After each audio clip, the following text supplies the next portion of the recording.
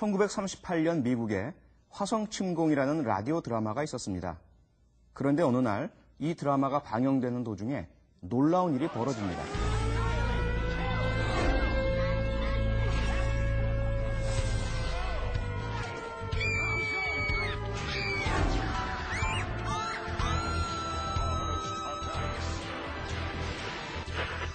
이 사건이 일어난 후 주사 방역 효과, 하이더믹 이펙트, 혹은 마법의 탄환 효과, 매직 블릿 이펙트라는 이론이 나옵니다.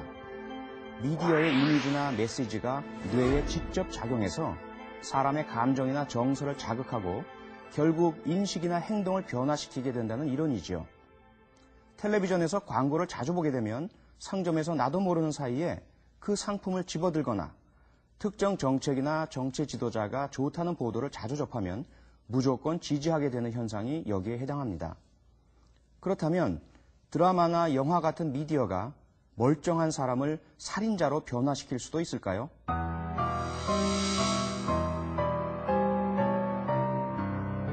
미국에서 올리버 스톤 감독이 만든 내추럴 본 킬러스라는 영화를 본 후 한 청소년이 살인을 저지릅니다. 피해자 가족은 그 청소년이 영화 때문에 딸을 살해했다며 감독과 영화사를 살인 교사죄로 형사 고발했죠. 법원은 증거가 없다며 무죄를 선고했지만 이 사건은 폭력적인 미디어가 부른 범행으로 논란이 됐습니다. 우리나라에서도 몇 해 전 영화 친구 비디오를 여러 번 본 중학생이 교실에서 친구를 칼로 찔러 살해하는 사건이 발생했죠.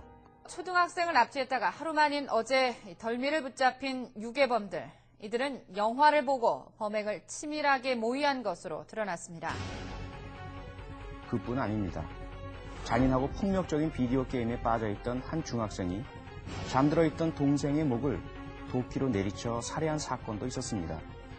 물론 살인을 저지른 2명의 중학생은 평소 집단 폭력의 두려움, 괴롭힘을 당한 친구를 위한 복수심, 혹은 밤새 일하시는 부모님 때문에 방치된 채 살아왔다는 등 다른 범죄 동기와 원인을 가지고 있었다는 주장도 나옵니다. 주사 바늘 효과 혹은 마법의 탄환 효과처럼 미디어가 즉각적으로 사람의 인식이나 행동을 변화시키는 것은 아니라는 거죠. 범죄 심리학에서도 영화가 살인자로 만들었다라는 주장을 지지하지는 않습니다.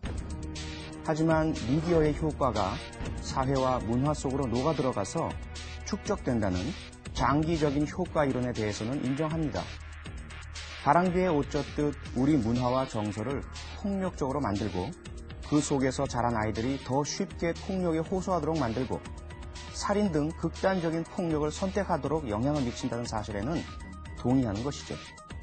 필립스 같은 학자들은 실험을 통해 아이들에게 폭력적인 화면을 과도하게 보여주면 폭력적인 행동을 한다는 사실을 발견하기도 했습니다. 즉각적이든 장기적이든 간에 미디어상의 폭력이 폭력에 대한 불감증을 일으킨다는 것은 상식이 아닐까요? 때로는 상상과 현실을 구분하지 못하고 때로는 중독에 빠져 헤어나지 못하는 나약한 존재가 바로 인간입니다.